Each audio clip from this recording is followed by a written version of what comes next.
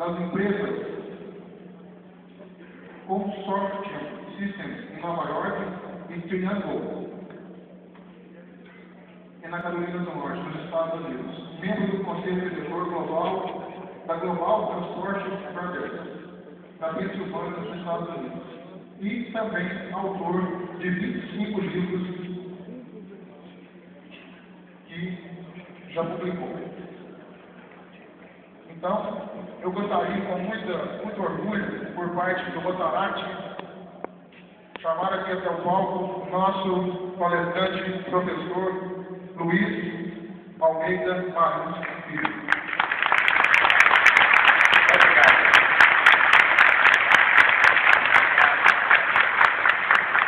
Muito obrigado. Eu queria pedir desculpa pelo currículo. Ele acho que mandaram o currículo de pedir emprego para você.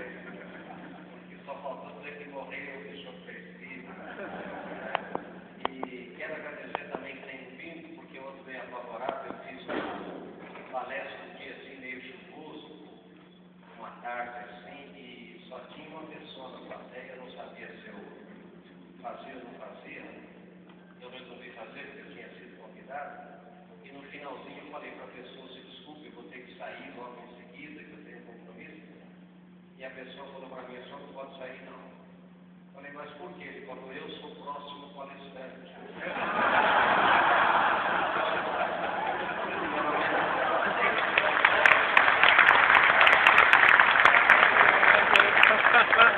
E eu também quero pedir desculpas, né, a quem por acaso me conhece da televisão, sabe que na televisão eu tenho 1,90 m.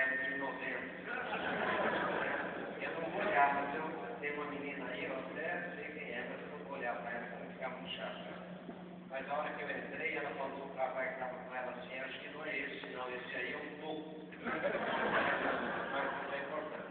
Gente, nós vamos falar sobre um pouco de liderança, um pouco do Brasil, o que vai acontecer, por que é importante, eu quero dizer que é uma honra, o Brasil é muito grande, né? A minha história com o Rota é muito antiga, né? Eu fui eleito governador do Interacts, né? Eu fundei 5 Interacts na região de Sorocaba e fui eleito governador do Interacts. Mas como eu já estava na faculdade, e naquele ano, que foi em 1968, começou a Rotaract Club, que na verdade se chamava Ordens Club, o órgão que dava Interacts. Tirando. O governador Lauro Rivas Prata, não sei se lembra dele, era o médico de São Paulo, que era o governador do Distrito 61, que pegava o estado de São Paulo inteiro. Ele pediu para eu aceitar ser governador para que eu pudesse trabalhar com órgãos com o Rotaract. Então, eu não fui, daí eu disse lá de companheiro do ano, aquela coisa toda. Daí eu fui conselheiro da Fundação Rotário. Meu doutoramento na Austrália foi pago pela Fundação Rotário. Né? E é uma das melhores bolsas que existem, a bolsa da Fundação Rotário, porque ela não só dá o dinheiro suficiente, como ela dá também um apoio muito grande do local. Né? Não é intercâmbio, é da fundação mesmo. E uma coisa interessante que a fundação fez é que eu mandei uma carta da fundação no final do meu doutoramento, explicando que eu fui estudar os aborígenes australianos na Austrália, né, sobre o ponto. E explicando que o Brasil não tinha biografia nenhuma de aborígene australiano. E se eles me dessem um dinheiro, eu compraria uma bibliografia grande sobre a aborígene, traria para o Brasil com o compromisso que eu doaria para a universidade quando eu ficasse mais velho. E eles mandaram na época $6 mil, olha que barbaridade. Eu comprei esse livro na maior biblioteca de aborígene australiano no Brasil, que já fez uma doação para a USP. Então a Fundação Rotária é absolutamente incrível. E eu sou também companheiro membro honorário do Rotary Club de Sorocaba Norte e também companheiro do Aldermes, graças aí aos amigos de São Paulo, os 4 distritos de São Paulo, que fizeram essa honra de dar o título de companheiro do Aldermes. Então é um prazer muito grande, né, toda vez que eu vim. Por isso eu vim. Perguntaram aí, teve alguns que perguntou quanto é que eu estou ganhando, né? Eu falei, fazer, assim como todo ano eu vou numa convenção digital do Rodo Vicente, que eu posso, né? Desde que eu voltei da Austrália em 1970, eu vou todo ano numa convenção. Então, o prazer é muito grande estar aqui, eu até disse aí na imprensa, é muito importante vocês participarem do Rotary, porque você ganha muito mais do que dá e você fica com essa coisa importante, que é essa visão internacional do Rotary. Eu, em todo lugar, eu viajo o mundo inteiro, em todo lugar que eu vou, qualquer coisa tem um Rotary, tem um rotariano, tem um Rotary, tem um rotaractiano, um interactiano, que pode receber você, mas não só receber no sentido de uma necessidade, mas principalmente de contato local, de informação sobre o local. É muito importante nessa visão trabalhar pela paz internacional, pela paz mundial. Isso é muito necessário hoje. Esse companheirismo que vocês têm é muito importante. Mas, indo lá para a palestra, eu quero dizer que eu não sou dono da verdade, eu não tenho nenhuma receita de sucesso. Toda hora eu vou falar para vocês, quando eu digo nos programas de televisão, pense nisso, pense com isso que eu vou dizer, se adapta à realidade de vocês, não há duas pessoas iguais, não há duas realidades iguais, não há dois locais iguais, e é muito importante eu dizer isso para vocês. E eu estou vindo aqui também pela fundação, né? Porque quando eu fiz 50 anos, só para vocês terem uma ideia, 20 professores amigos meus me deram de presente de aniversário uma fundação do meu nome, não presenteei, e fundação do seu nome, eu não deve morrer. Então, é uma fundação e a gente, nós não recebemos nenhum dinheiro por estatuto, nem de nenhum governo, nem governo federal, nem governo estadual, seria fácil para a gente conseguir. Mas a gente fez para não receber nenhum som de ninguém e a gente trabalha com ensinar a aprender. A gente tem 25 mil crianças que a gente trabalha, em laboratórios de o que for necessário para que professores e alunos aprendam a aprender. É isso que a gente faz, que é a coisa mais necessária, na opinião da gente, são os 20 professores do conselho da Fundação. Então é um prazer também estar aqui pela Fundação. A Fundação tem livros, subjetivos para ensinar a aprender. Vocês vejam, como, olha, está vendo? O Islamitiva, o Max Gehlen, enfim, o Valdez, tem um livro muito interessante, tem em todas as livrarias, tem no Saraiva, tem um conjunto de DVDs também, desses palestrantes todos, de todos os direitos autorais do livro e do DVD, eles doaram para a Fundação, eles dividem a Fundação também. Mas vamos lá. Gente, o que vai acontecer com o Brasil? Por que a liderança é importante hoje? Notem vocês que, desde 94, se começa a falar que os Estados Unidos iam deixar de ser o país mais importante para receber os investimentos diretos internacionais. Lembrem que nos últimos 75 anos, o país que mais recebeu investimentos internacionais no mundo foram os Estados Unidos.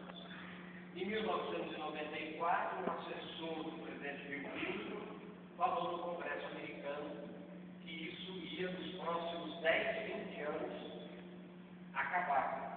E ele fez uma lista de 10 países, ele chamou de grandes países emergentes, Big Emerging Markets, onde ele disse que os investimentos iam ocorrer. Em 2001, se teve uma ideia, teve razão, de 94 a 2000, os investimentos em países chamados emergentes cresceram 4.000%. E aí, o Big Emerging ficou famoso, e aquele banco Goldman Sachs, o economista-chefe dele, chamado Jim O'Neill, fez um estudo muito bonito, muito bem feito, revendo a lista dos 10 países do Big Country e disse o seguinte: os 10 não vão vingar, vão vingar 4, Brasil, Rússia e China. Daí aparece a história do BRIC, isso desde 2003. E ele acertou na mosca, né? Porque isso está acontecendo. Agora notem vocês que hoje, ainda, muita gente quer tirar a Rússia. Por que quer tirar a Rússia? A Rússia é só energia. Mas a Europa depende da energia da Rússia. 93% do output da Rússia é energia. Mas a Europa não vive sem energia da Rússia. Todo mundo quer tirar a Rússia porque não tem muita importância. e quer colocar hoje a Indonésia e a Turquia no meio dos dois. A África do Sul está colocada também numa homenagem à África. Sabe por quê, gente? Porque daqui, só para vocês terem uma ideia, no começo do século XX, a África tinha 1.800.000.000 de habitantes. Aliás, 180 milhões de habitantes, no começo do século XX. Daqui a 40 anos, a África vai ter 1.800.000.000 de habitantes. Os países mais populosos do mundo vão ser, em primeiro lugar, a Índia, em segundo lugar, a China, em terceiro lugar, a Nigéria. Por isso que o mundo está investindo agora bastante na África, que vai ser muito importante no continente africano, mesmo na região do sul do Saara. Mas só tem uma coisa aqui: o único país ocidental desses todos é o Brasil. Onde estão os investidores tradicionais? São os chamados G6. Não é G7 porque o 7 inclui o Canadá. E o Canadá não é um grande investidor. São os Estados Unidos da América do Norte, a Europa tradicional, a Alemanha, a França, a Itália, a Inglaterra e mais o Japão. Notem que essas pessoas não conseguem sequer ler o alfabeto da Índia, o alfabeto da China, o alfabeto da Rússia. Eu vou bastante nesses países, da aula, só para vocês terem uma ideia. Nosso presidente lá, que é da Índia, agora não é isso? A Índia, para vocês terem uma ideia, tem 1.652 dialetos, 325 idiomas, sendo 22 idiomas oficiais da Índia. 22% dos miseráveis do mundo estão na Índia, no sistema de castas. O sistema de castas, com os intocáveis, ele impede a mobilidade social. Só para vocês terem uma ideia, se você é da classe dos intocáveis, dos untouchables, você não pode ser supervisor da sua empresa, nem encarregado, nem nada. Você fica sempre na casa inferior. E para vocês terem uma ideia vis-à-vis ao Brasil, 82% da elite brasileira, elite é quem ganha mais de 20 salários mínimos, 82% da elite brasileira, o pai era pobre. Então vejam a mobilidade social que nós temos no Brasil e que carece bastante na Índia. E só para vocês terem uma ideia, eu estou trabalhando no banco na Índia, são 25 bancos dentro do banco. Não são 25 departamentos, é um banco para cada região, cada equipe. A Rússia, a China, o problema da China é que tem 180 milhões de chamados tribos de ambulantes, quase a população do Brasil, que andam sem teto, como se fossem ciganos pela China, tem um salvo-conduto para não permitir que eles cheguem nos grandes centros, em Xangai, por exemplo. Mas o maior problema da Índia, da China, é o direito. A China tem direito oral, chamado direito consuetudinário. Lá não tem a separação dos três poderes, executivo, legislativo e judiciário, como nós temos. O executivo é que nomeia politicamente o judiciário. Então, os juízes são locais com direito oral, é muito complicado. E a Rússia é muito complexa. O que aconteceu, gente, é que de 2, 3 anos para cá, um pouco mais, o mundo inteiro começa, digamos, a ter dificuldades culturais e diferenças na Índia e na China, perguntar why not Brasil? Por que não o Brasil? E o Brasil ficou na mão dos primos pobres da Europa, Portugal e Espanha, quase tudo o Brasil foi estudar, também a Latina, também não.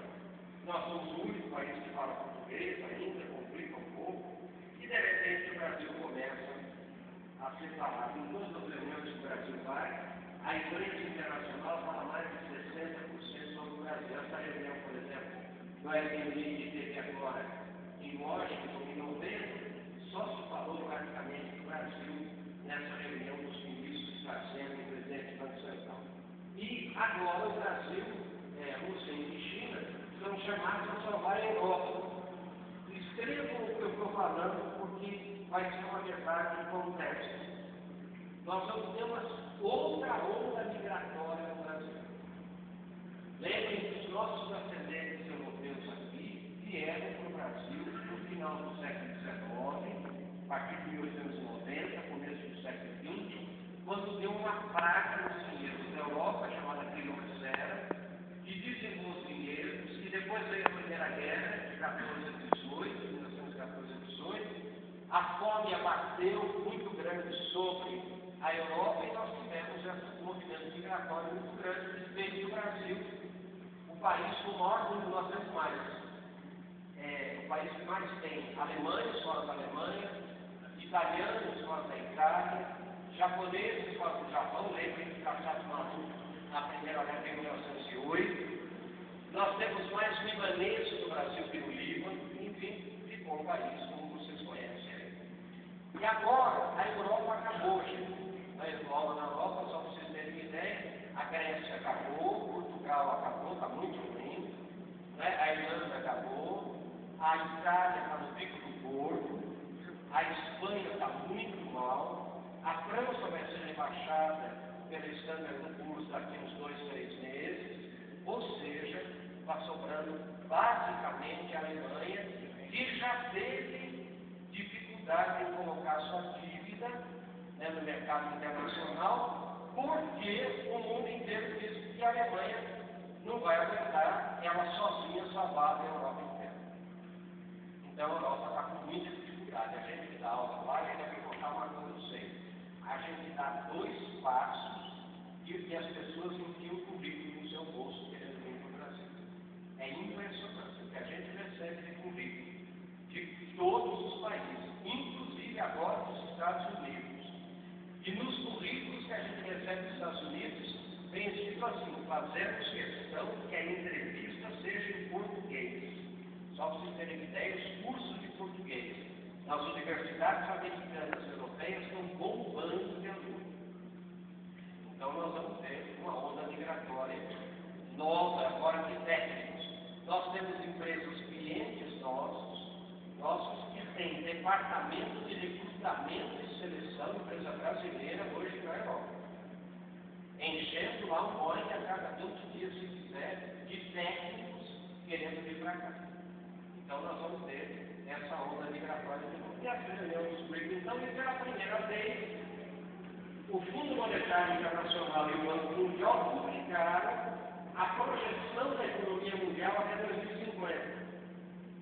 E vejam vocês aí o que eles publicaram. Talvez está em inglês aí para a gente não ter dúvida que é Banco Mundial mesmo. Vejam lá. Em 2012, segundo eles, o Brasil será a 7ª economia mundial. Vocês viram agora que um grupo de economistas ingleses fizeram uma revisão da economia inglesa e mostraram que o Brasil é só o Reino Unido. E o Brasil hoje já é a 6ª economia do mundo. Mas vocês também viram que nós não comemoramos muito isso no Brasil, porque a gente se fia mais nos dados mundiais do FMI do Banco Mundial, que diz que em 2012 nós somos a 7ª economia do mundo: Estados Unidos, China, Japão, Alemanha, França, Reino Unido, Inglaterra e Brasil. Mas em 2014 nós vamos para a 6ª mesmo. Vejam lá, nós passamos o Reino Unido, tá vendo? Passamos a Inglaterra aqui. Estados Unidos, Japão, Alemanha, China, Japão, Alemanha, França, Brasil na frente dos Estados Unidos. Vejam onde está a Itália, vejam onde está o Canadá, a Espanha, né? E assim por diante. Em 2016 nós vamos para 5º, segundo o Banco Mundial. Né? Não é uma coisa do governo brasileiro, não. Vamos para 5º. Estados Unidos, China, Japão, Alemanha e Brasil. Aí vem a grande, olha a França que foi parar, gente. Está vendo?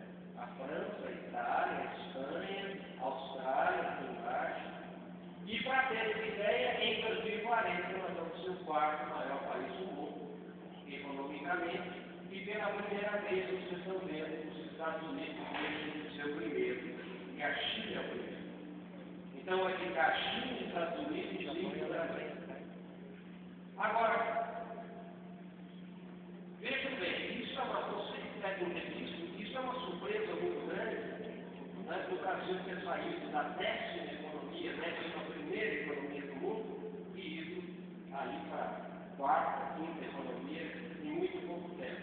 E de repente, repito algo depois de mim, mas nem que eu sou professor mesmo, se não repetir, eu quero repetir, de repente, então eu repito logo se vocês guardarem mesmo. Repito algo, A ONU tem 193 países países membros. Em 1993, o Brasil é o segundo maior mercado mundial de jactos executivos e helicópteros, segundo em biscoitos, imagina a hora que esse povo puder comer biscoitos, segundo em forno de micro-ondas, segundo em equipamento de mergulho e alpinismo, segundo em cirurgias plásticas, imagina o país de Paulo Ferro, segundo em produtos para animais domésticos, produtos pet. Terceiro na produção de calçados, com mais de 1 bilhão de pares de calçados por ano. Terceiro em refrigerante. Terceiro em cosméticos, nós passamos a França em cosméticos. E segundo no mundo em produtos para cabelo e produtos capilares. Quarto em chocolate, quarto do mundo em chocolate. Quarto em televisores, quarto em computadores pessoais. O mundo não conhecia tudo isso no Brasil, não tinha assim isso sendo. Quem conhecia isso eram os setores exclusivos de cada área, mas não como hoje é publicado no mundo inteiro. Uma pesquisa de uma universidade inglesa e americana perguntaram por que o homem do meio da rua, como eles falam nos Estados Unidos, falam de man of the main street, que é o homem do meio da rua, que é o que nós chamamos de homem comum. O que o homem comum dos Estados Unidos e Europa sabe do Brasil? A pesquisa deu que o americano médio e o europeu médio sabem do Brasil o mesmo que nós brasileiros sabemos da Tailândia. Nada. Absolutamente nada. 23%. Mas olha, reparem bem, alguém sai para cá para Bangkok, mas tem uma coisa. A gente tem uma vaga ideia, não tem? Uma mulher dançando, uma garotinha, alguma coisa, que é o que eles têm no Brasil. Favela, futebol, bala perdida, sei lá, alguma coisa assim. Agora, só para vocês terem uma ideia, essa coisa de não conhecer o Brasil, até hoje é forte. 23% dos americanos pesquisados em 1999 disseram que a capital do Brasil é Buenos Aires e que o Brasil fala espanhol. 23% ainda. Veja, o Brasil tem, para vocês terem uma ideia, 582 modelos de carros zero disponíveis no mercado, quem duvida, compra a última patroada, vai comprar com preço mais de 570, 89 tipos de óleo de tomate, 103 de cerveja, ou seja, é um mercado absolutamente forte. Né? Agora, é por isso que tudo agora vem do Brasil. Copa das Confederações, Copa do Mundo de 2014, que segundo a PricewaterhouseCoopers, é a maior empresa de auditoria e consultoria do mundo, ela fatura 22 bilhões de dólares por ano.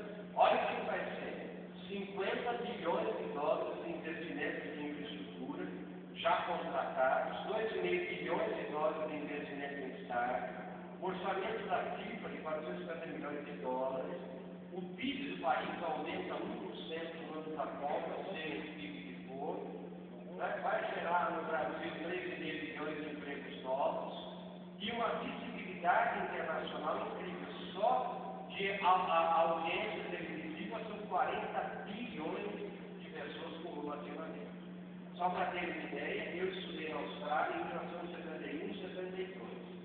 Não tinha consulado no Brasil. Não tinha nem livro em português que eu encontrasse no Brasil sobre a Austrália. Depois das últimas Olimpíadas, o turismo na Austrália cresceu 42%. Só para vocês terem uma ideia, imagine o que vai acontecer com o Brasil, porque vai ter Copa do Mundo. Olha lá, vamos ver. Copa do Mundo, depois Olimpíadas 2016, antes já teve os Jogos Militares Mundiais, agora antes de 2013, Jornada Mundial da Juventude, que está se imaginando que vai se chegar de 500 mil a 1 milhão de pessoas na Jornada Mundial da Juventude.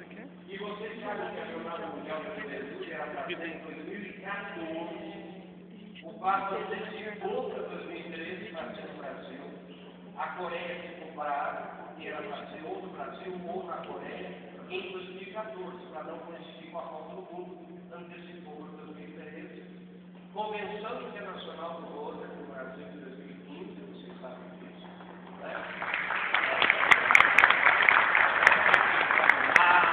Olha que a Assembleia Mundial do World Trade Center, olha que deu aqui a matéria. mais de 100 países que ganhamos a oportunidade. Ou seja, não adianta ver no Brasil. A Feira Mundial de 2020 vai ser no Brasil. Feira Mundial, lembrem que a World Fair de 1900 foi para ela que foi construída no Eiffel. Imagina, vamos querer fazer uma coisa um pouquinho maior. Olha, depois de 12 anos visitando o mundo inteiro, a IBM decide fazer o novo e maior laboratório da história da IBM no Brasil. Da mesma coisa, a General Electric vai fazer o maior laboratório da história deles no Brasil. Então, vejam vocês tudo acontecendo aqui. E isso dá para explicar por quê. E a última pesquisa, mais interessante, da ONU, ela pesquisa 200 empresas, que ela chama de transnacionais, de 2 em 2 anos, e pergunta onde vocês vão investir investimento produtivo nos próximos 2 anos. Prestem atenção, na anterior a essa, de 2008 a 2010, foi um escândalo mundial. Por quê? Porque pela primeira vez em 75 anos, a China passou na frente dos Estados Unidos. Os Estados Unidos perdeu o primeiro lugar. Todo mundo só queria saber quem era o segundo, porque o primeiro sempre era os Estados Unidos. Vocês devem ter ouvido na imprensa falando assim: China passa na frente dos Estados Unidos. Não é passa na frente em economia, é passa na frente em investimentos internacionais. Isso o que quer dizer? Se recebe menos agora, no segundo vai cair. Agora, ao seguinte, então, os Estados Unidos foi em segundo lugar. Esta, de 2010 a 2012, olha o que aconteceu, gente. Primeiro lugar, China, segundo lugar, Índia, terceiro lugar, Brasil. Na frente dos Estados Unidos, olha aqui. Os Estados Unidos era o segundo, foi para quarto. Essa linha vermelha que eu disse. Vejam que Índia, Brasil e Estados Unidos recebendo quase o mesmo volume de investimento. Quando o Brasil passou na frente dos Estados Unidos, os ingleses da revista The Economist, que é a maior revista de economia do mundo, de 1843, não aguentaram e publicaram essa capa de revista. O Brasil em cima dos Estados Unidos. De ninguém, a ascensão da América Latina. E nós tivemos um seminário com a The Economist em Londres, que a maior revista é a Bíblia da economia do mundo inteiro. E os editores chefes mostraram isso aqui para nós. Olha lá. As 2 edições mais vendidas da história da The Economist desde setembro de 1843 foram as 2 com o Brasil na capa. Para ter uma ideia, o que eles disseram? Aquela lá, Brasil decola, né, que é de 2009, quando o mundo começou a se despertar realmente no Brasil. E de repente o editor-chefe da The Economist falou: agora os serviços é 20%. Não, 20%. Por que ele falou 20%? Porque tem livro internacional famosíssimo, que a gente estuda em todas as universidades do mundo, escrito pelo maior empresário da Índia, que é um rotariano também, chamado Think India. E esse livro foi um livro obrigatório para todas as universidades americanas, porque a The Economist diz no more Think India, now Think Brazil. Então vejam vocês a importância disso tudo. E eu estou lá em Fábio em Verona e vejo os alunos da pós-graduação estudando esse texto, esse documento da Fundação Getúlio Vargas, que foi dado por um professor deles, lá italiano, não por mim. Olha o que diz: até 2015, as classes A e B devem crescer 50% no Brasil. Qual é a novidade aí? A gente fala muito do crescimento da classe C. A gente esquece que a A e B também vai crescer 50%. E o número de miseráveis deverá ser reduzido pela metade, segundo o diretor do Centro de Políticas Sociais da Fundação Getúlio Vargas, o professor Marcelo Neri, que é um homem sério. Lembre que a Fundação Getúlio Vargas não é um órgão do governo.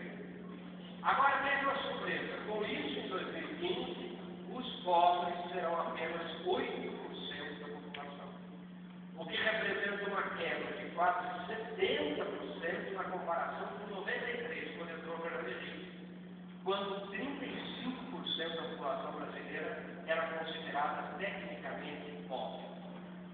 Agora vai para 8%. Já somando as classes A e B, que de 10,5% vão para 15,7%, se você somar a classe A, B e C, vai dar 72%. Então, leiam lá em cima, Brasil será um país de classe média em 5 anos. Ora, o que eu quero dizer para vocês é que a Fundação Getúlio Vargas publicou agora um documento dizendo que não existe mais classe E no Brasil. Só a BCD já não tem mais a classe E, né? Tecnicamente falando. Né? Então vejam vocês, pensem nisso. E qual é esse mercado brasileiro, só para vocês terem uma ideia? Nós temos 190 milhões de habitantes. Eu estou mostrando isso para vocês porque esse mercado está na mão de vocês. Eu já estou saindo. Aquele pessoal lá da primeira fila também já está meio saindo. Nós, vocês estão entrando, né? Vocês estão entrando, nós estamos saindo. Nós estamos baixando os flashes, não é verdade? Essa foi boa. 190.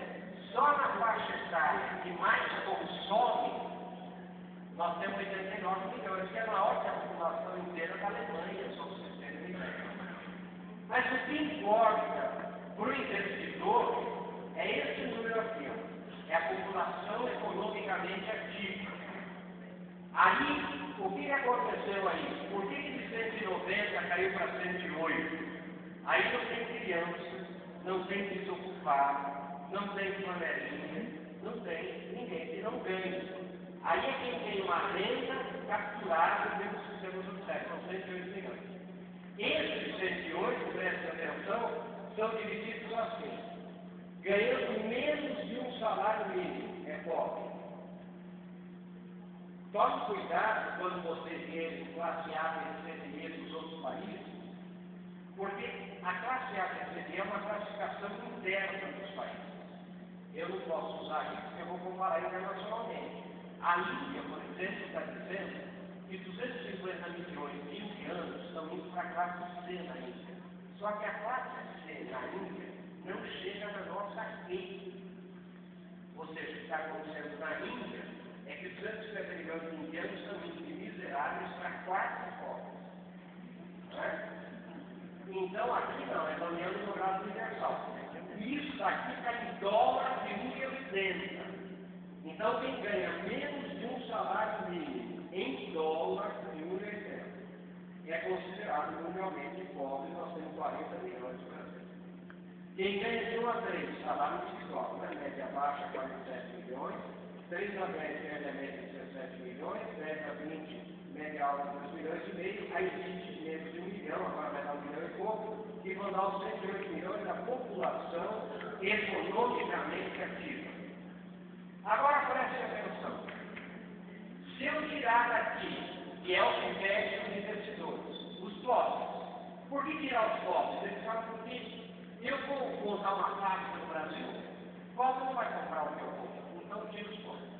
Se eu tirar a elite, que não é um mercado muito grande, e pegar só a classe média brasileira, 40 que ela declara, né, gente? E um deles, 40 brasileira, é por baixo do pano, vocês sabem disso, né?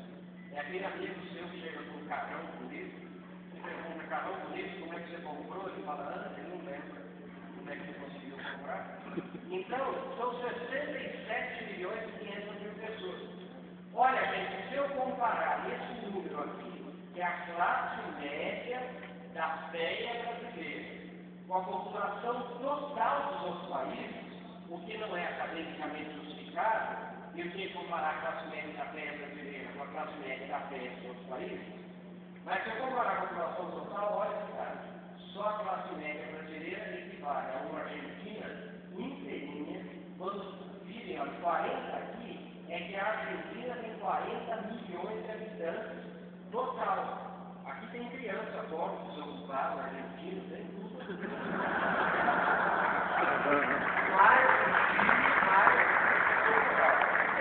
Só a classe média brasileira é maior que a França, só para ter uma ideia. A França inteira tem 305 milhões de habitantes. Ou equivale a uma Espanha, mas uma Austrália, uma Itália, mas uma Israel. Uma Austrália, duas Suíças, Israel, mesmo tamanho da classe média brasileira hoje. Hoje, quem ganha mais de 5 salários mínimos por mês se declara, são 10 milhões de pessoas, quase a população de Portugal, ou equivale a um Uruguai, mais um Líbano, mais um Kuwait, uma Noruega, mais uma Dinamarca. Então vejam vocês o tamanho do Brasil. E esse mapa aqui que eu fiz, ele representa o seguinte, é uma sensação do mundo inteiro, porque é o seguinte, aqui é o país, preste bem atenção no que eu vou dizer, é o país que é imediatamente mais pobre economicamente que o Estado brasileiro tem. Então, São Paulo, por exemplo, é maior que a Bélgica. O Paraná é maior que o Uruguai. Santa Catarina é maior que a Líbia. Os gaúchos estão em cima do peru, mesmo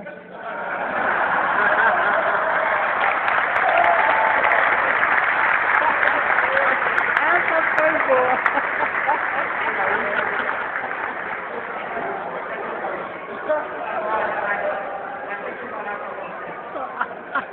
Mas o livro da história, só para vocês terem uma ideia, para a gente não ficar muito gaúcho, o Rio Grande do Sul tem o mesmo tamanho econômico que a Nova Zelândia. Então vejam, porque assim, é Nova Zelândia e depois o Peru. O estado do Rio Grande do Sul ficaria bem nesse meio. Vejam bem, Mato Grosso do Sul é maior que a Bolívia, Mato Grosso do Norte é o Líbano. Aqui, gente, o estado de Goiás é maior que o Equador. E só o Distrito Federal é maior que a República Dominicana. Minas Gerais é maior que o Egito. Olha, Minas Gerais é maior que o Egito. Rio de Janeiro é maior que a Colômbia, Espírito Santo é maior que o Líbano, Bahia é maior que Marrocos, Pernambuco é maior que o Uruguai, Ceará é maior que a Guatemala, Pará é maior que a Costa Rica. Todo o norte e nordeste do Brasil são maiores que a Argentina. A Argentina é a 31ª economia do mundo, o norte e o nordeste seriam a 30ª. E o interior de São Paulo é maior que a Argentina, só o interior é a 27ª economia do mundo. A Argentina tem. Então, pense nisso. Quer dizer, o que isso exige de nós? Todo mundo fala isso. O futuro do Brasil é maior que o passado. Por quê? Preste bem atenção no que eu vou dizer para vocês. Os dados oficiais, eu como professor tenho que trabalhar com dados oficiais. Sobre o Brasil, sobre o PIB, por isso que os gaúchos vão sair do cima do peru, são de 2007 e 2008. Então eu tenho que comparar o mundo também de 2007 e 2008. O que aconteceu de 2008 para cá no mundo? O mundo foi para baixo, com a crise de 2008. E o Brasil foi para cima. A hora que eu pegar os dados novos do Brasil e comparar com os dados novos do mundo, nós vamos lá para cima e o mundo vai lá para baixo. Então, o futuro é muito maior do que isso que eu estou mostrando aqui para vocês, né? Ou até mesmo, por exemplo. Isso existe de nós o que, gente? Existe gente excelente. Não dá para a gente ter gente mais ou menos com a gente. A gente não pode ser complacente com quem é mais ou menos. Isso é o maior desafio nosso.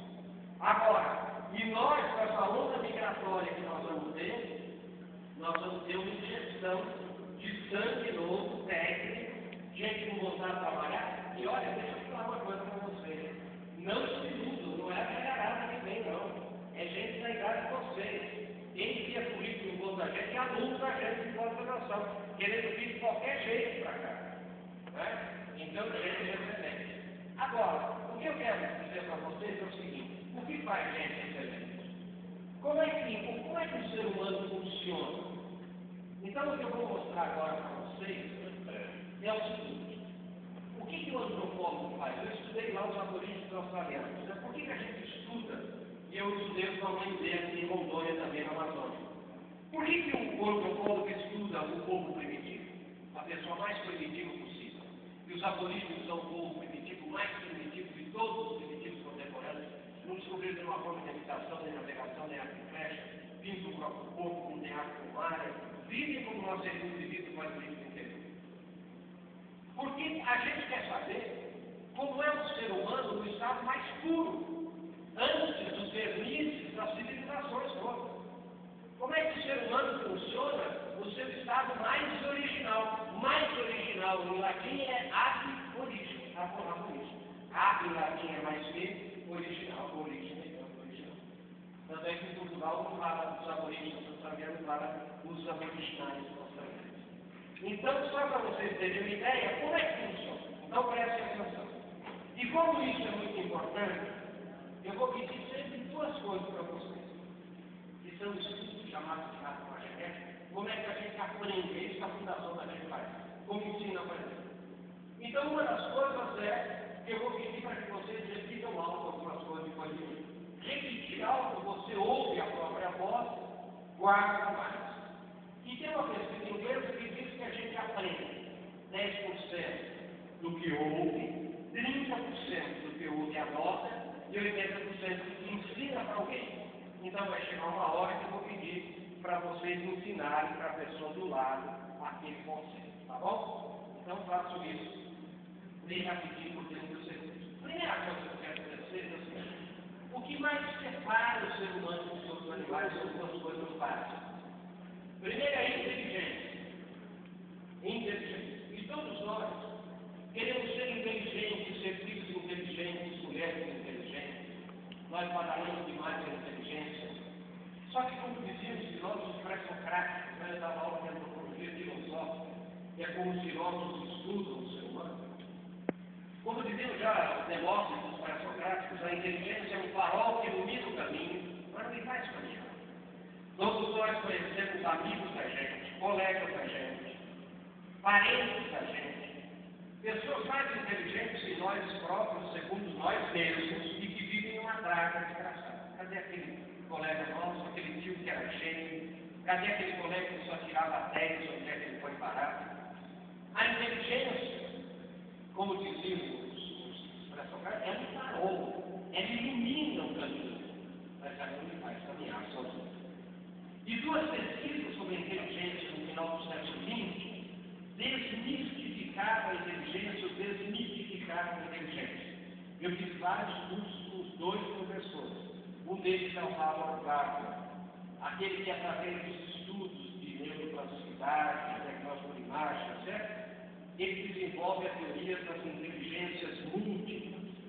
Ele fala em 8 tipos de inteligência. No último curso que eu fiz com ele já falava em 8 tipos e meio, está descobrindo o 9º tipo de inteligência.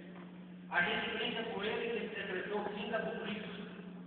8 tipos de inteligência, quando falarem você é burro, você diga, meu tipo de inteligência é outro. Todos dois, a gente acha essa caixa. Então, não tem. Vocês não conhecem gente que, ao cantar parabéns a você, é incapaz de bater palma no vídeo? Conhece? Porque essa pessoa é burra, ignorante? Não, ela tem, né, segundo ele, a inteligência rítmico-musical dele. Vocês não conhecem gente que vai em festa de amigo e fica no canto olhando para baixo, não conversa com ninguém?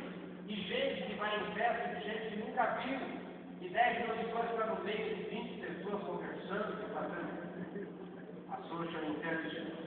Vocês não conhecem gente que tem uma dificuldade incrível para aprender línguas estrangeiras e outros que têm muita facilidade? Ele é burro, ignorante? Não, ele tem um método chamado de inteligência linguística, então, o físico matemático, capaz de fazer equações algébricas de cabeça, não pode mais ser considerado mais ou menos inteligente que o músico que toca maravilhosamente bem no cavaquinho.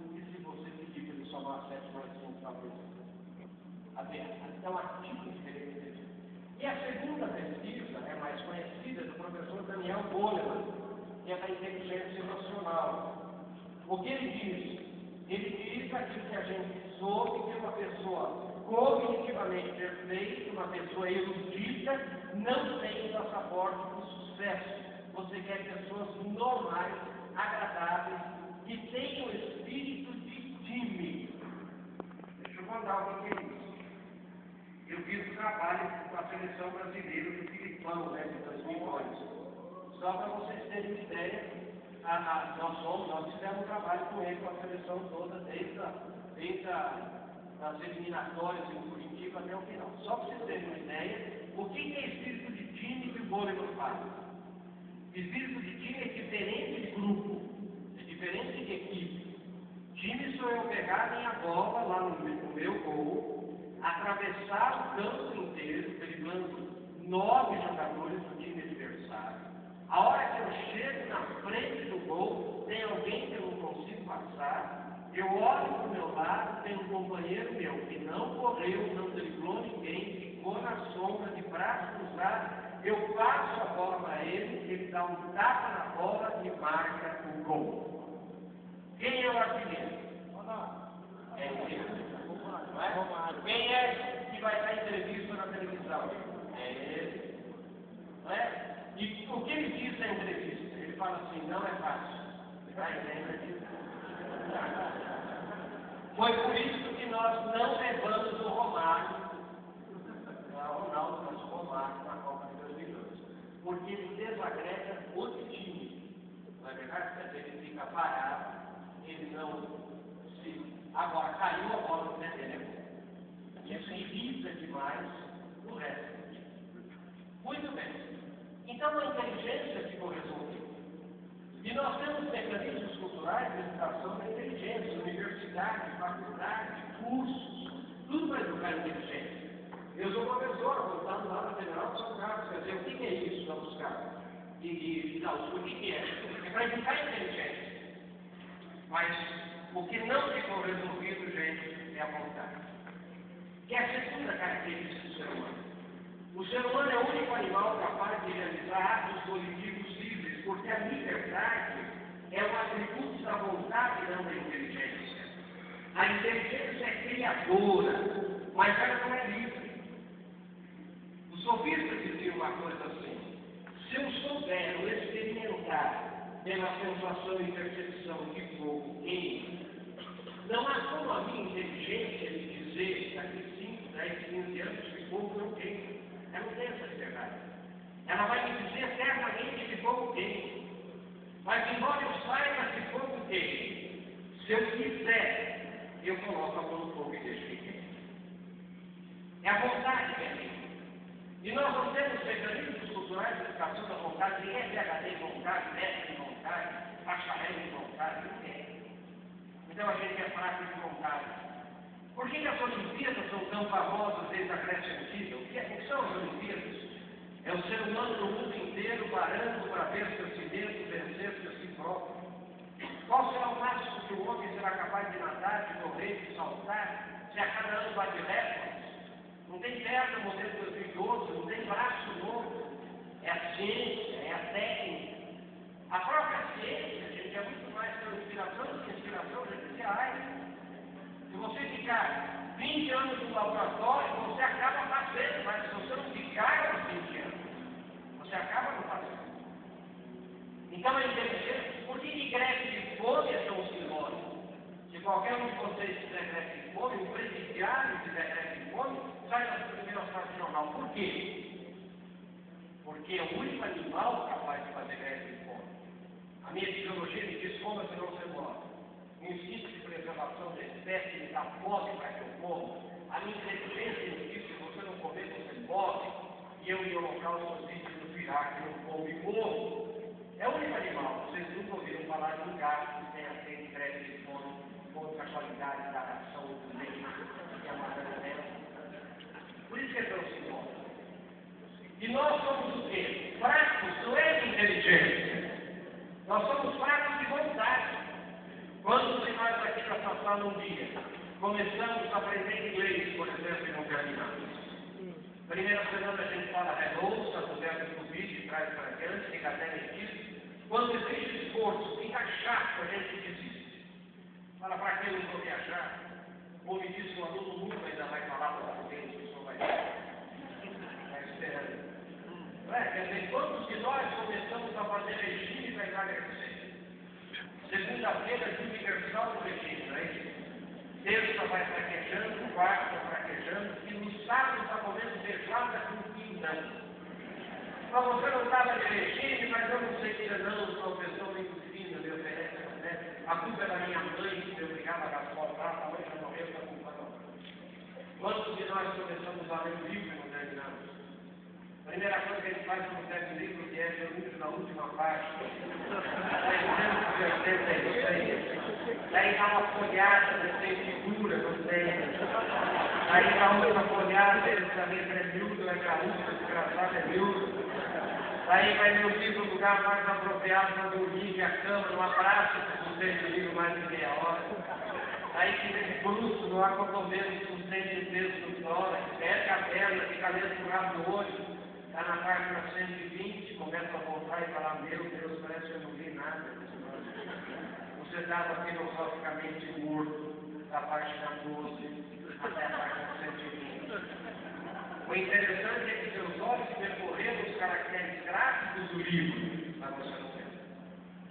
O problema, gente, não está na inteligência, está na vontade. Eu falo muito isso, principalmente para vocês, mais jovens, porque muito aluno meu me diz, professor, eu acho que eu aprendo, eu sou burro. Como me disse um aluno, eu vou desistir, professor, eu acho que eu sou burro, é como minha mãe dizia, você é burro, você puxou a família do seu pai. Mas, de qualquer maneira, o problema não está na inteligência, o problema está na vontade, é preciso querer, é preciso arrancar de dentro de nós aquela pessoa morta, pública, sem vontade, irônica, cínica, desistente, acomodada, que existe dentro de cada um de nós, dá umas palmadas nela, fazer essa pessoa voltar a querer. Quando a gente perde a vontade de querer, a gente perde a razão de viver. A vontade, agora, preste bem atenção. Querer não é poder. Preste bem atenção nisso. Não é verdade que querer é poder. A verdade filosófica é, se você não quiser, jamais poderá. Repita o alto depois de mim. Se você não quiser, jamais poderá. Jamais poderá. Essa é a coisa. Eu faço, por exemplo, pela nossa fundação, parte daqueles como voluntários, aqueles movimentos de assistência a dependentes químicos da USP. O que os médicos dizem? Professor, não é fácil largar. Não é fácil abandonar uma droga. É muito forte, mas todos eles concordam. O primeiro bloco é querer. Porque se você não quiser, você pode ter a medicina inteira à sua disposição. E tudo certo. Santo Agostinho dizia uma coisa bonita na teologia. Deus que criou você sem você, não pode salvar você sem você. Não é verdade?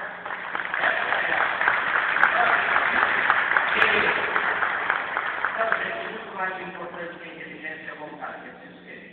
Ensine isso por 30 segundos para a pessoa do lado de você. Vamos lá, todo mundo, vamos lá. Inteligência e vontade. Mais importante que a inteligência. É a vontade. É preciso querer. Muito bem. Agora vamos para o segundo conceito. Como faz em receita de bolo, na reserva essa parte do lado. E os filósofos, antropólogos, filosóficos perguntam o seguinte, preste atenção que vai complicar um pouco. Eu sou inteligente, sou livre, mas quando? E por que essa pergunta é feita? Porque aquilo que eu fiz, aquilo que eu falei, aquilo que eu comi, aquilo que eu pensei, há meia hora atrás, há 20 anos atrás, há 30 anos atrás, não me pertence mais. Eu não sou livre, nem sou inteligente, há meia hora atrás. Se eu tiver tomado um café, embora esse café esteja me fazendo mal para o estômago, eu posso tomar um balde de sal de frutas, mas eu não posso deixar de tomar o café que eu já tomei. O passado é inexorável, inexorável. E falo para vocês, eu ouvi uma vez de um filósofo da USP, o Nunes, uma pesquisa francesa dizendo que nós passamos 70% do tempo vivendo na sala. Com dois tipos de sentimentos. Primeiro é culpa. Grandes culpas, pequenas culpas. Culpa. Devia que acredito em Deus. Mulher corta o cabelo e fala, não devia ter cortado o cabelo. Não é? Não devia ter casado, me disse o homem, eu falei, quantos filhos você tem? Ele falou 11. Eu falei, quando os pais da gente morrem, a gente faz uma coisa que se chama de antropologia de maneiras, que é do cotidiano. O que pensam as pessoas do velório? Devia ter visitado mais, devia ter brigado menos. Quando os filhos crescem, filhos devia ter levado você no futebol. Não é mais que eu levo no futebol. Filha devia ter visto você vestidinha de húngara na pré-escola. Ela nunca mais vai se vestir de húngara na pré-escola. O passado, seja ele 1 minuto, meia hora, 20 anos, não me pertence mais. Eu não sou, não existo há 1 minuto atrás. Outro sentimento é um sentimento de nostalgia. No meu tempo que Rotaract era bom, no meu tempo que eu ia ficar. E eu pergunto, qual é o seu tempo? Quando é que você morreu? Igual que o sacerdote de Óbvio, quando é que você morreu? Esqueceu de deitar e cair como um fantasma? Esse não é o seu tempo. Então, 1 minuto atrás eu me pertence. Eu não sou, não existo 1 minuto atrás. Da mesma maneira eu não sou. Eu não existo daqui a 1 minuto, daqui a meia hora, daqui a 20 anos. Eu saí daqui, vou a São Paulo, Sorocaba, não sei ainda. Eu teria uma palestra às 8 horas, o barco já cantando, tá? Mas eu quero que em cada dia vai chegar lá. Olhem para todas as assassinas, Tancredo Neves, Ulisses Guimarães, Mussunda. Não foi cobrir a copa e ficou? A última coisa que ele fez foi a palestra do Rotaract em Poço. O pior...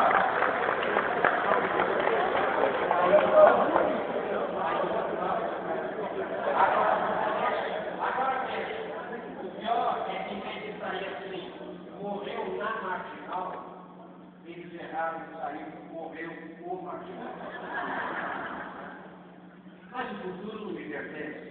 Seja aí 1 minuto à frente, 2 horas, 20 anos, eu não sou, não existo daqui a 1 hora.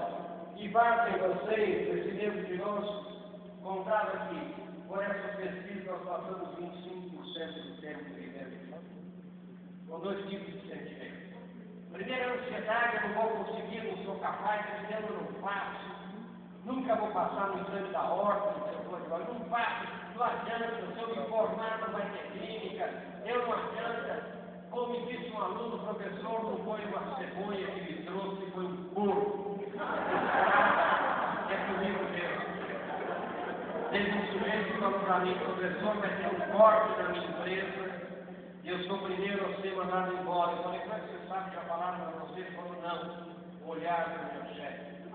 Ele dava um olhar para Deus para mim faz uns 15 dias. Na verdade, gente, 1 minuto à frente não me pertence, é esse medo do futuro. E qual é o outro sentimento? É devaneio, é sonhar acordado. Eu sou o melhor funcionário da minha empresa, que me falta é chance. E ele acredita nessa mentira. Então preste atenção. Se 1 minuto atrás não me pertence, se eu não sou, se eu não existo 1 minuto atrás, se eu não sou, se eu não existo 1 minuto à frente, quando é que eu sou? Quando é que eu existo? Só no momento presente. Só no Icet Nunc, em latim, que significa aqui, agora, o único momento real de existência. Se você já fizer uma conta melhor que eu, nós só passamos 5% do tempo de meio do presente. Quem tem filho pequeno faz a educação do vá para lá. Chega em casa, o filho fala, pai, mãe, eu tenho que pesquisa, ele fala, e tem vá para lá, vá para lá. Vai para pegar, levar na parede, vai pegar o queimado, filho, vá para lá, vai cair nessa daí. A mãe está aplicando o negócio, vai ficar o queimado, filho, vá para lá, cai. Aí a gente fica velho, o filho da gente é adulto, o que é que o pai velho fala para um filho adulto? Vem para cá, faz 4 domingos que você não vem visitar seu pai e sua mãe. Não que é.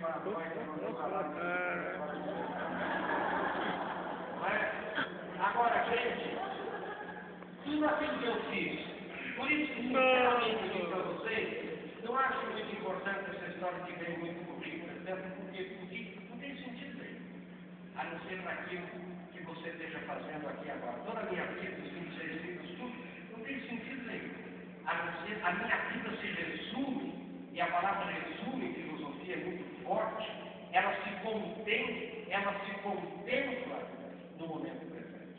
Toda a minha vida se resume em dar quem posso ficar funcionando para você. Não existe outra coisa. De que maneira eu estaria infeliz aqui? Se eu estivesse vivendo o passado, o tempo inteiro pensando, não queria ter aceito, por que eu aceitei? Não estou ganhando nada, o que eu vim fazer aqui? E estivesse pensando no futuro, eu quero ir embora logo, eu quero empacotar isso aqui para ir embora. Toda vez que você faz alguma coisa com o sentimento de fazer, aí você está vivendo a sua vida. É por isso que todo poeta, quando chega no ocaso da vida, nos anos 70 da sua vida, nos anos 80, faz uma poesia sobre o tempo. Marina Colassante, Jorge Luiz Borges, que tinha se amado mais, sorrido mais, vivido mais. Né? E aquele Frei Antônio da Chagas, olha que poesia bonita, que poema bonito, do século XVII, 1640. A poesia diz assim: Deus pede hoje escrita a conta do meu tempo, eu vou do meu tempo dar-lhe conta. Mas como dar sem conta tanto tempo? Eu que gastei sem conta tanto tempo. Para quem minha conta feita a tempo, o tempo me foi dado e não fiz conta, hoje quero fazer conta e não há tempo. Ó vós que tendes tempo sem ter conta, não gasteis vosso tempo em passatempo. Cuidai enquanto há tempo em vossa conta, pois aqueles que sem conta gastam tempo, quando o tempo chegar de prestar conta, chorarão como eu, o não ter tempo. Bonito, né?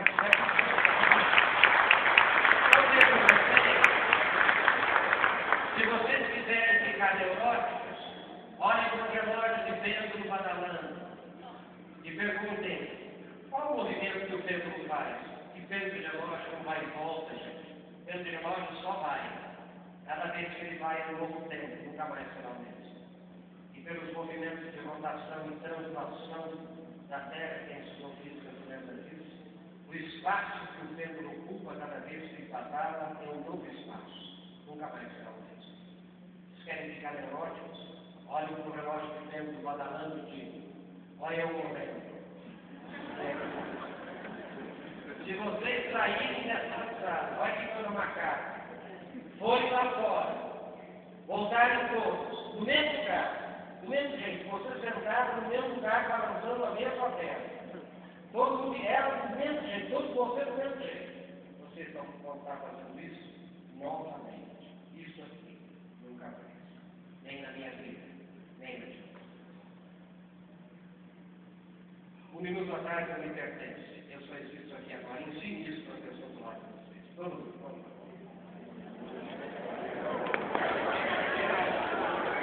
Repitam alto depois de mim. Um minuto atrás não me pertence.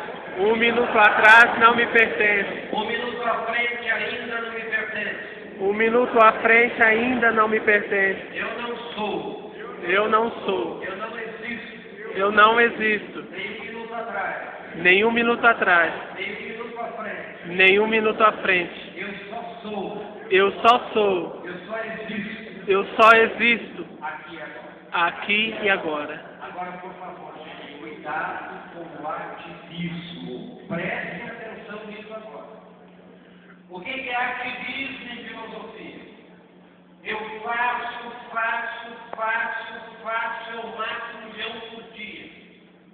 A pergunta é: será que o que você está fazendo é o que você deveria estar fazendo? Será que o que você está fazendo está levando a sociedade, ou você, alguém, a felicidade ou alguma coisa de bem? Será que você não é uma pessoa muito ativa e pouco produtiva? Será que você não faz e depois se arrepende só do que faz ou do que tenha feito? Tem uma hora de viver o momento presente é planejar. Tem uma hora de viver é amar, é cismar, é namorar. Tem uma hora de viver é fazer aquilo com sentimento de fazer. Quanta gente vocês conhecem que passa o dia olhando o relógio? Que horas são? Pensei que tinha passado, pensei que tinha parado. Vai embora logo. Não é verdade? Tem pessoas que olham para você, olham para o espaço, não estão ali olhando para você. Entendo bem. Eu não posso chegar no aeroporto, falar para você tratando, eu quero ir para Paris, você me diz, cadê o bilhete? Eu digo, minha vida é o momento presente. Você fala assim, o senhor é louco, não tem como. Tem uma hora que eu tenho que comprar o bilhete, embora eu saiba, eu mesmo queira não viajar. Então, viver não é só fazer. E daí os filósofos perguntam, para que serve, afinal, a inteligência? E a inteligência só serve, gente, para eu discernir e distinguir, para eu saber o que seja essencial, importante e acidental. Essencial é aquilo que eu devo fazer imediatamente já. É aquilo que mais me leva em direção aos meus motivos, da minha motivação. Agora presta atenção. Motivação não tem nada a ver com emoção. Motivação não tem nada a ver com autoajuda. Motivação são os motivos, as razões de ordem lógica, racional, cartesiana, motivos pelos quais eu faço as opções que eu faço na minha vida. Se eu não tiver os meus motivos, sou uma pessoa desmotivada. O prefixo des, na língua portuguesa, é um prefixo de negação. Descascar, tirar a casca. Desatualizado, não atualizado. Desmotivado, sem motivos. Ninguém pode ser feliz, e vocês podem definir felicidade como queiram. Ninguém pode ter sucesso, e vocês podem definir sucesso como queiram. Vivendo pelos motivos que não sejam os seus, vai ter que viver pelos motivos alheios. Tem gente que fala, assisti uma palestra de motivação. Fiquei uma semana motivado porque eu estava pior do que eu estava antes. Eu falo, você não ficou motivado, ficou emocionado. Motivação é o que sobra depois de passada a emoção. Isso é essencial.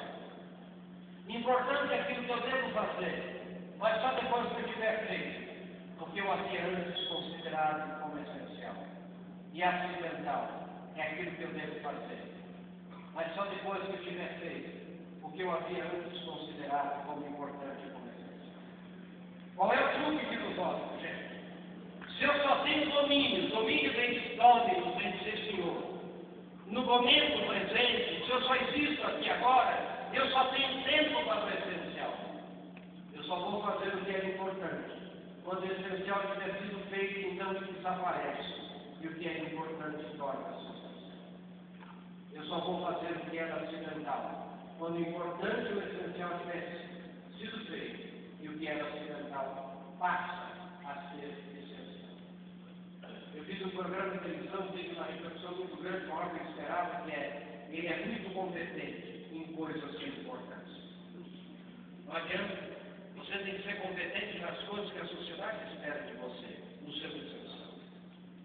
Essencial, importante e acidental, em tudo na vida. Você chega, tem prova segunda-feira, você chega, sei lá, na reunião do Rotaract, o que é essencial? O que é importante e o que é acidental? A gente trabalha com voluntários nos bombeiros. O bombeiro chega no rescaldo do começo do Rio de Janeiro lá. Ele não pode se embrenhar no mesmo, ele tem que parar e pensar o que é essencial, o que é importante, o que é acidental. E tem uma hora que todos nós temos o que a gente chama de dissonância cognitiva. Duas coisas aparentemente essenciais ao mesmo tempo. Imagina, me disse um comandante de bombeiro. Eu chego naquele incêndio. A hora que eu estou pensando bem a Globo, ao vivo no Jornal Nacional, eu dou entrevista ao salvo aos vivos. O que é essencial? Claro que eu vou falar disso aí, o jornal deve falar em mim. Eu não tenho como explicar. Mas eu tenho que fazer o essencial. Então, em tudo na vida, desculpe as mulheres, a vontade de ir ao banheiro, faço pelas 3 fases. Tem uma hora que é acidental. Estou com vontade, estou, mas inclusive ele vale muito, vai dar tempo para o banheiro. De repente vai ficando importante, eu digo, meu Deus, vou ir ao banheiro. É lá atrás, eu vou sentar aqui na frente, eu vou ter que sair e atravessar tudo isso. E tem uma hora que é essencial, pode estar o governador do Rota lhe falando. Você levanta, a pessoa do lado fala, você está aí, o outro está falando. Você diz, eu pensei, a outra alternativa era pior. Mas veja bem, embora a minha fisiologia me diga, Marinho, vá para o banheiro. A minha inteligência me diga, Marinho, você já deveria estar no banheiro. Eu digo, não vou. Eu sou livre. E e vocês já sabem o que vai acontecer. É por isso que dizem os filósofos que as pessoas vêm se sujando na frente das outras, fazem tudo que é acidental primeiro, raramente fazem coisas importantes, nunca acham tempo para o essencial, vivem de cabeça para baixo. O que é que vai fazer isso em pé de novo, gente? É a vontade. É preciso querer o essencial.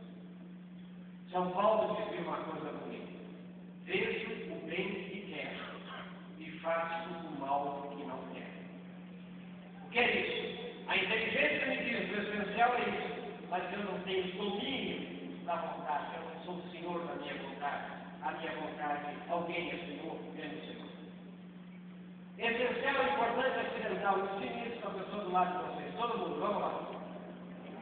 Essencial, importante e acidental. Essencial, importante e acidental. Porém, a vontade é novamente a alma do negócio. De mim, essencial. Essencial, importante, acidental. Só para isso serve a inteligência. E agora, gente? Respondam para mim uma coisa, se é verdade ou não. Vocês não conhecem pessoas que trabalham com loucos, que se esforçam com ninguém, que dão duro na vida e que não têm sucesso? Conhece ou não conhece? Conheço. O que será que acontece? O que será que acontece que a pessoa, ela dá sangue, ela atrapalha não ter sucesso? Eu vou dar um exemplo para vocês. Eu convido o João Ventura aqui para ir na minha fazenda em Sorocaba. E dou a ele um mapa. E ele me liga no meio da estrada e diz: professor, não estou achando. Eu digo: João, presta atenção, rapaz, se esforça aí, olha o mapa. Mas eu estou olhando, eu falo: para o carro, está andando, para o carro. Você anda muito, se esforça, João. Faça esforço, né? Presta atenção, se esforce. Mas eles não estão achando, mas peça ajuda aí para sua esposa, quer dizer, acenda a luz, pô, João, faz favor, João. Ele pode fazer o esforço que ele quiser, ele não vai achar. Porque o mapa que eu dei a ele não é de Sorocaba, é de Piracicaba. Eu quero dizer a vocês, sabe o que é? Esforço no mapa errado não adianta nada. O problema não está no esforço, está no mapa. Sabe o que é o mapa? É o nosso conjunto de crenças e valores. Eu pergunto a vocês: qual é o mapa de vocês? Se você é uma pessoa que mente, se você é uma pessoa desonesta, não com os outros, mas com você mesmo, se você é uma pessoa que é desleal, se você é uma pessoa que não é ética, se você não for moralmente defensável, não adianta. Você pode ter um sucesso efêmero, mas você jamais terá um sucesso duradouro, porque o seu mapa está errado. Não adianta a gente fazer esforço em mapa errado. A gente tem que pensar no mapa. Pense bem, qual é o meu mapa? Quem é o roteirista da minha vida? Quem é o roteirista da minha história? Esse escreve o roteiro, sou eu ou quem? E qual é esse roteiro? É um drama? É uma comédia? O que é? O que eu quero? Qual é o meu mapa? Esforço no mapa errado é bom. E para fechar tudo isso, gente, preciso de uma coisa chamada disciplina. Meus alunos perguntam o que é disciplina. E eu sempre digo o mesmo exemplo: se eu quero ir de São Paulo a Curitiba pela estrada, eu tenho que pegar a Regis Bittencourt, a rodovia da morte, a pior rodovia do Brasil, o número de acidentes. Aí alguém me diz: professora Dutra, está privatizada, tem asfalto novo, ambulância de telefone de quilômetro em quilômetro. Eu digo: mas onde você quer ir? Eu quero ir para Curitiba. Eu digo: mas a Dutra, meu querido, vai de São Paulo para o Rio. Não vai para Curitiba. É ou não é verdade que tem gente querendo ir de São Paulo a Curitiba pela Dutra? e reclama que não chega. Não vai chegar. Minha avó, lá no interior de São Paulo, lá em Sorocaba, tinha um ditado que dizia: quem tem dó de angu não cria cachorro. Angu era aquele fubá que misturava com o resto de comida antes de ração de cachorro. Se você cria cachorro, tem que fazer angu todo dia, porque eles comem. Se não fizer angu, vai matar os cachorros de fome. Um dia eu cheguei para minha avó e falei: vó, não aguento mais viajar.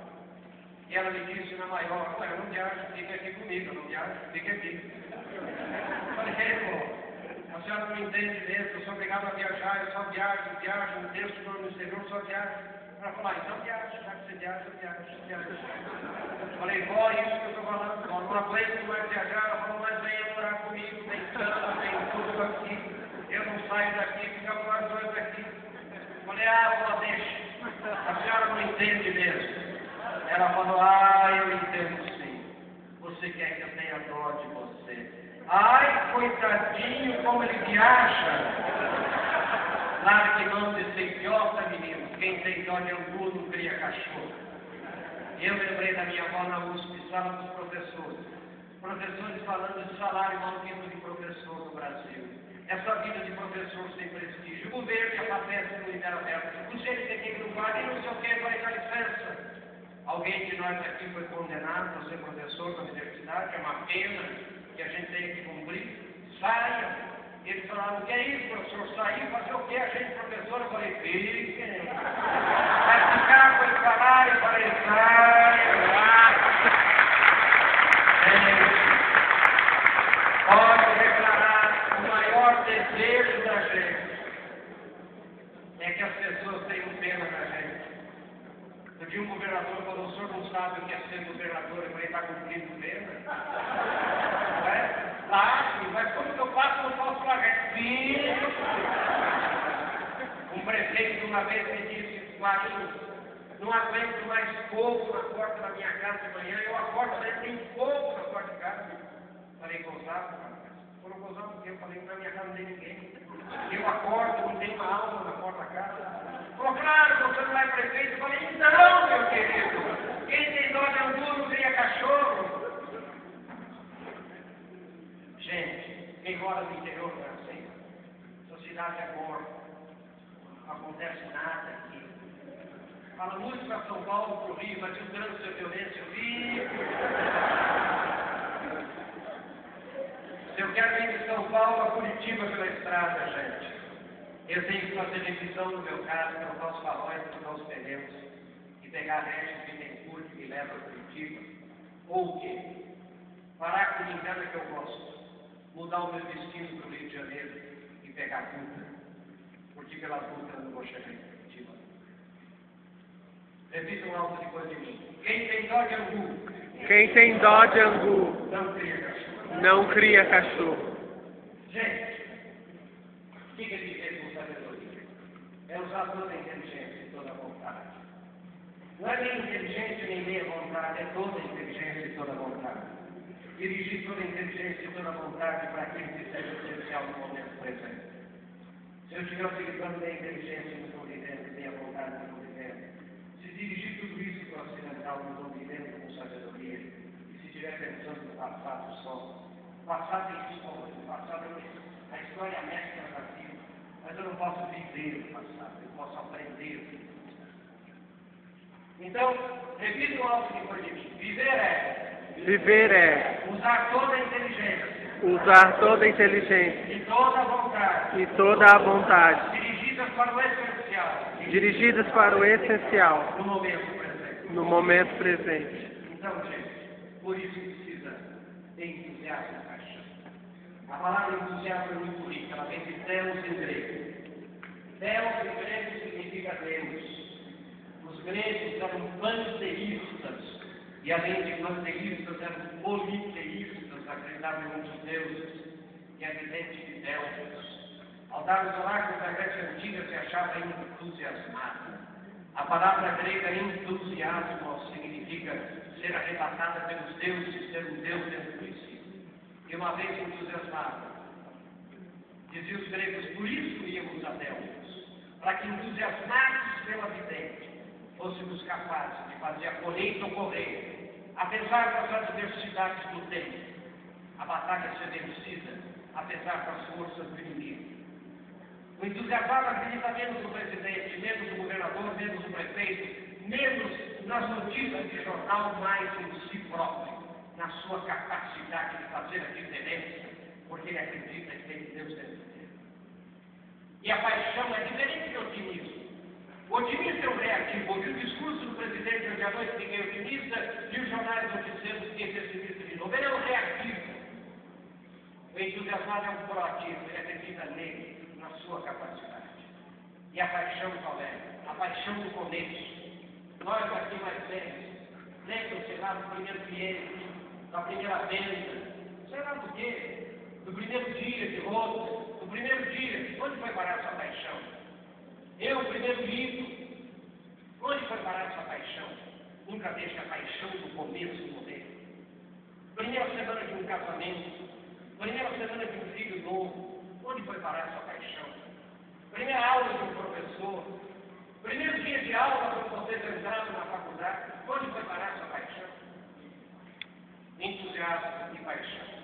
E meus queridos, lembrem que nesse século XXI, ninguém terá o direito de ser medíocre. Medíocre é pensar pequeno, é querer pequeno, é querer pouco. Agora, meus queridos, é tempo de pensar grande.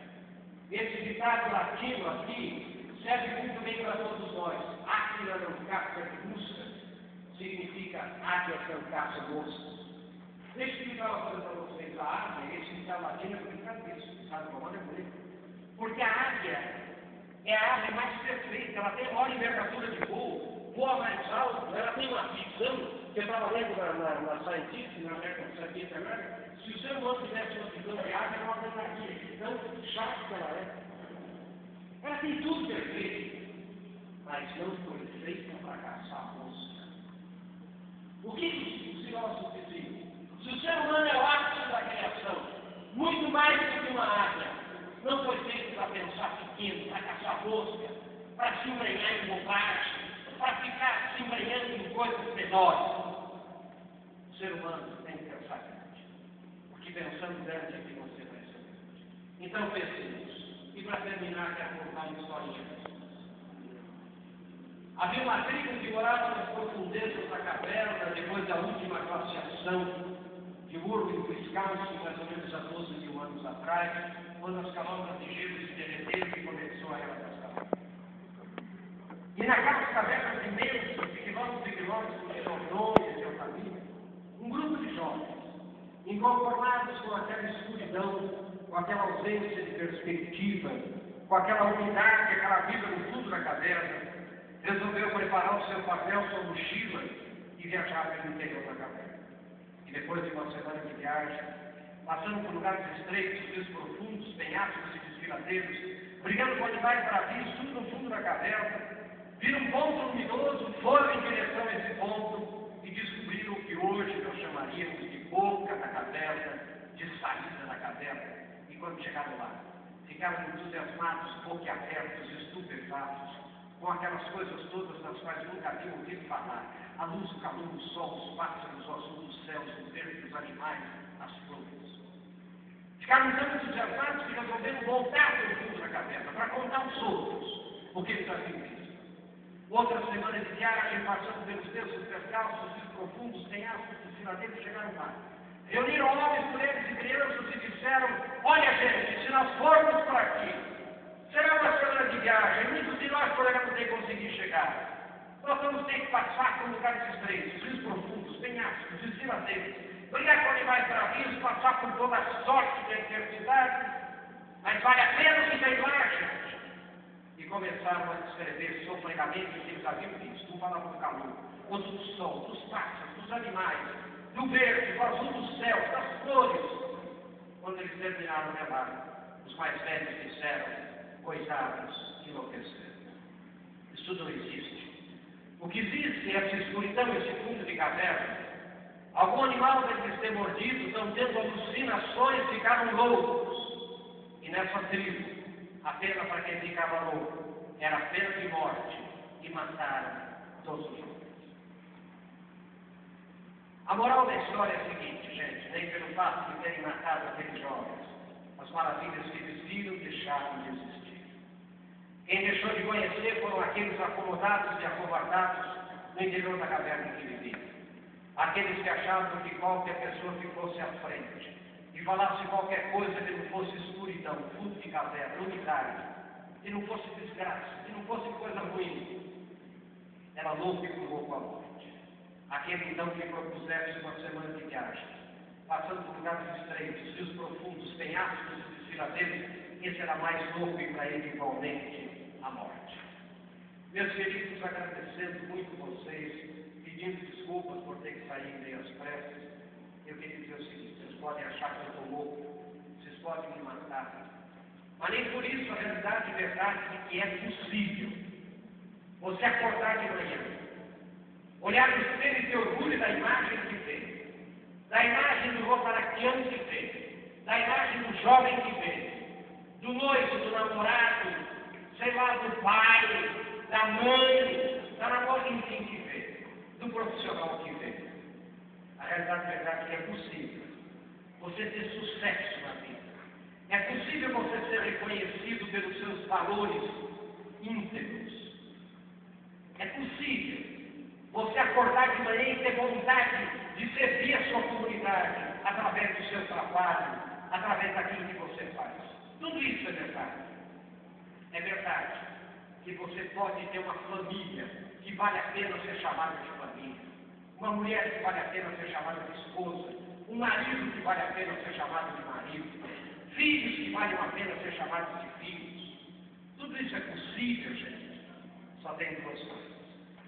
Primeiro, eu vou repetir, é preciso querer. E querer é uma coisa muito estranha, só eu posso querer por mim. Eu não posso querer por ele não pode querer por ela não pode querer por ele. É preciso querer. É preciso arrancar de dentro de nós aquela pessoa morta, pública, sem vontade, irônica, cínica, desistente, acomodada que existe dentro de cada um de nós. Dar umas palmadas dela, fazer essa pessoa voltar a querer. Quando a gente perde a vontade de querer, a gente perde a razão de viver. E qual é a segunda coisa? Meus queridos, nunca se iludam. Como quase tudo na vida, será sempre uma semana de viagem, passando por lugares estreitos, rios profundos, penhascos e desfiladeiros, brigando com animais bravios, passando por toda sorte de adversidades. E quando você chegar lá, vão chamar você de louco. Muita gente vai querer matar você.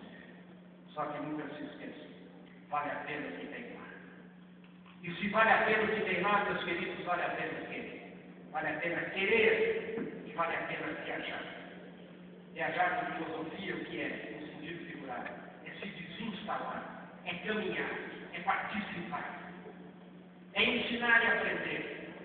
Agora, gente, viajar sozinho é muito chato. Viajem juntos, viajem com pessoas que vocês amem, pessoas que vocês queiram fazer felizes, pessoas de quem vocês gostem de aprender, a quem gostem de ensinar. A única coisa que o velho professor, ex-interactiano, pode dizer a vocês é o seguinte: queiram muito essa viagem e boa viagem. Muito obrigado, gente. Sucesso! Obrigado.